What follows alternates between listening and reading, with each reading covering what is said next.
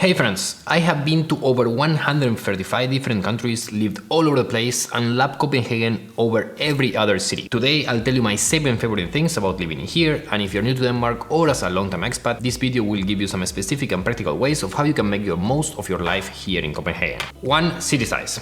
Copenhagen is, in my opinion, the perfect size for a city. It's small enough that you can go almost anywhere within 20 and 30 minutes, while at the same time, there's a lot of things going on. Personally, I absolutely love that in Copenhagen you don't really need a car. There's good public transportation, you can go pretty much anywhere with a metro, with the S-train, with the buses, but at the same time you can bike, and that's with a bicycle, pretty much everywhere. I love biking in the sense that it's fast, it's practical, you don't need to park anywhere you go, there are no monthly expenses, you work out while you're transporting yourself, and even in Copenhagen the bike lanes are absolutely fantastic, so you can basically speed through the city a lot faster than many times that you would be with a car. Context, I come from Buenos Aires in Argentina, and Buenos Aires is a huge city, so there are 2 or 3 times more people in Buenos Aires than in Denmark as a whole, and it used to take me 40 to 60 minutes to drive to the university, to even sometimes to go and see friends because they are from, for example, some university friends would be from the other side of the city. The fact that you don't need to do this in Denmark too much, or specifically in Copenhagen, and that you just can bike anywhere, almost anywhere within 15, 20 minutes, 30 minutes, is something that at least myself I appreciate so much. 2. Copenhagen is a great place to work.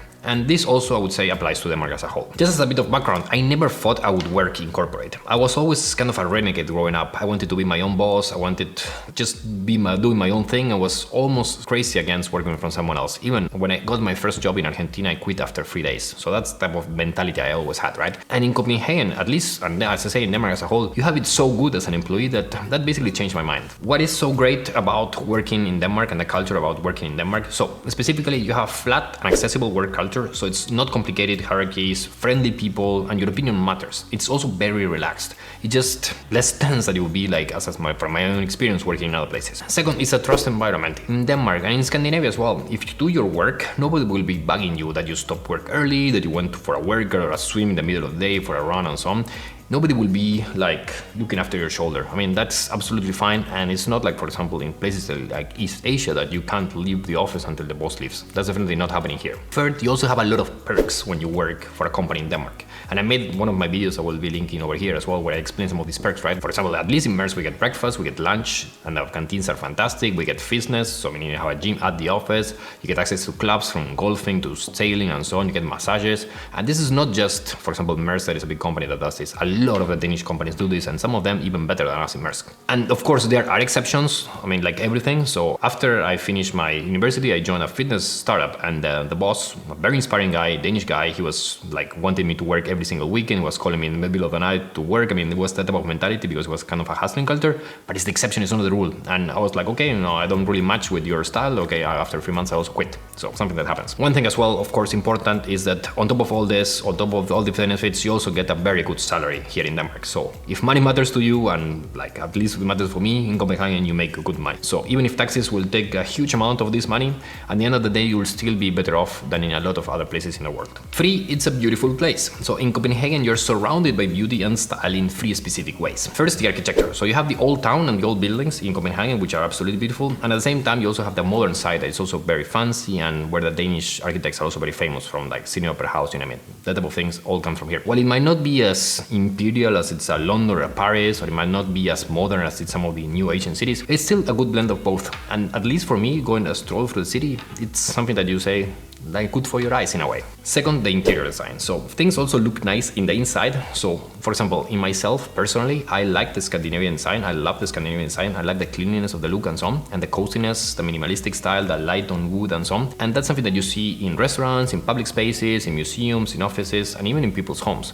At least personally, that's something that, you know, makes me enjoy the warmth and so on, and I prefer to the, for example, the styles I have seen, for example, in Southern Europe and via that in South America. Third and last on this beautiful place thing is that people are stylish here. So people in Copenhagen look nice, they dress up nice, and they spend plenty of hard currency in looking stylish. So if you're like myself, I like this. I like that when you're strolling around, you see that people are pushing themselves to look nice, and in a way it pushes you as well to up your game. So take it or leave it. 4, park and green areas. So we have been talking a lot about beauty just now, and one more thing to add to beauty, but it's kind of its own thing in its own right, is the parks and green areas. In Copenhagen, there's a lot of parks, and they're huge and they're beautiful. So you have the Frederiksberg Park, which is personally my favorite in the city. which is absolutely stunning, but you also have the King's Garden, you have Fælledparken, and even you could say you could include Tivoli as well, and Tivoli is super pretty.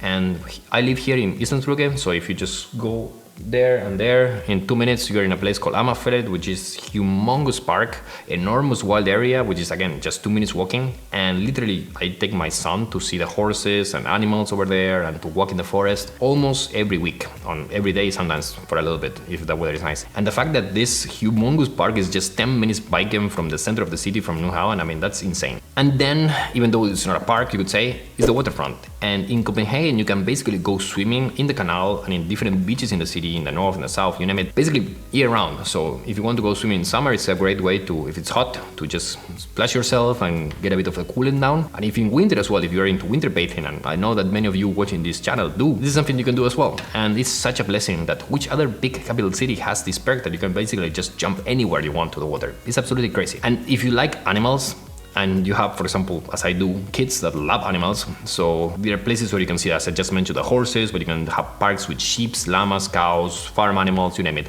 And also the zoo, even though a bit controversial, you know, it's still a super solid zoo. Same with the aquarium, it's very nice. So these are great places you have kids, and they're again kind of in the central in the city. It doesn't really take you too long to go to the zoo or to the aquarium. It's just like, boom, you're done there, you're there. And by the way, if you're enjoying this video, you should totally subscribe to the channel. There's a button below where you can do that. I post videos every week that can help you and others make the most of your life in Denmark and here in Scandinavia. Make sure to check those out. 5 things work. Most of the times at least, but still. If you come from abroad, this is crucial. This is a big deal. If you come from South America, as I do, I mean, the fact that you're basically just remove so much friction from life. If you want me to be specific, let me give you 2 examples. The first is that everything runs on time, including people. So nobody's late here. This removes, again, a lot of problems as well, because you just want to meet someone, you know they're going to be there. You're going to have an appointment in the doctor and so on. Yeah, sometimes it could be a bit of a waiting time and so on, but by and large, you're pretty good. The second point is that Copenhagen, and this is Denmark as a whole, is a very digital place. So you have the e-box where you see all the communication from the government, which is something an app on your phone or a website. You have the mobile pay, so it makes the situation, I mean, I don't remember the last time I carried cash in Denmark. It's very paperless, so all the bills and so on come via PDFs, via e-box and so on. You can pay all your taxes and then like book the doctor and the vaccine and so on. Everything that you need to do is basically, you can do it online. And that's so easy because Denmark on this is just a few years ahead from the rest of the world. And the fact that you can just do all the bureaucracy in almost like this in a simple way, except some cases like, for example, driver license, I think that's pretty painful, but like beyond everything that, beyond those examples, I think this is pretty simple and things work. 6, safety. Copenhagen is super safe. I used to joke that you would just be walking around the city blinded with like $200 bills on each side and nobody will do anything. So of course, don't do that, but by and large, this is a very safe city, as most of like Scandinavia and Northern Europe is. But of course, beware. So I lock my bike every single time. The stroller for the kids, I also lock it all the time. I never got a boxed bike, so one of those Christian type of bikes, because they kept getting stolen.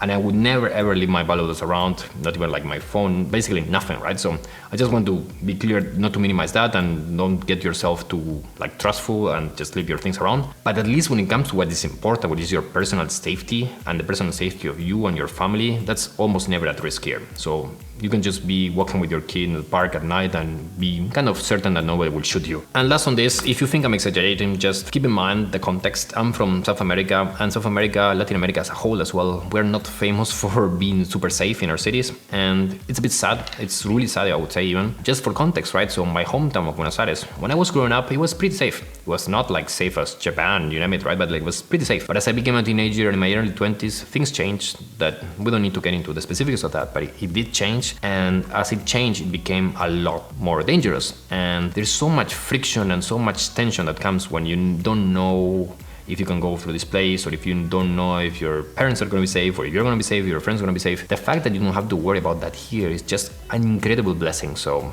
just keep that in mind. 7, raising kids. Raising kids in Copenhagen, it's great. And that's because basically it's a combination of all these factors I just mentioned until now. You have the work culture in the sense that nobody will say anything if you go and pick up your kids at 3:30 and just leave the office or stop working. In most countries, 2 or 3 more hours that you just have to be in the office before you can pick up the kids, and then the kids have to spend longer in the daycare and so on. The fact that you don't need to do that here is great. You have all these park and green areas I have just mentioned, and the fact that you can take your kid to all these green areas with your bike and just put them on the back, or you have a box bike in the box bike. That's absolutely fantastic. And then the most important, as I said, is a safety angle. The peace of mind that you are not worried about the integrity of your children. You know that they will be coming home and they will be okay, and you don't have to worry about like them walking on their own to school and so on. I hope that never really changes. And on this kid stuff, for me it was kind of a bonus, because when I moved to Denmark 10 years ago, having kids was basically like 0% of my mind power, and like the fact that things worked out, and at the same time, like, okay, when I decided to stay in Denmark and had kids here, it was great. It was a great bonus as well, right? So the last on the kids is that in Denmark, as I said, you do have more time to spend with your kids. I think it's the highest in the world. They have quantified in The Economist and so on, where it said like, okay, which countries do parents spend the most time with their younger kids? It's hard to quantify the benefits of that, but if it's valuable for us parents and for the kids, I mean, that could be a very big deal as well. Winter is quite nasty here, but if you are in Copenhagen and want to enjoy the winter, you should check out this video over here where I go through how to make the most of your winter in Denmark. Thanks for watching, and see you all next week.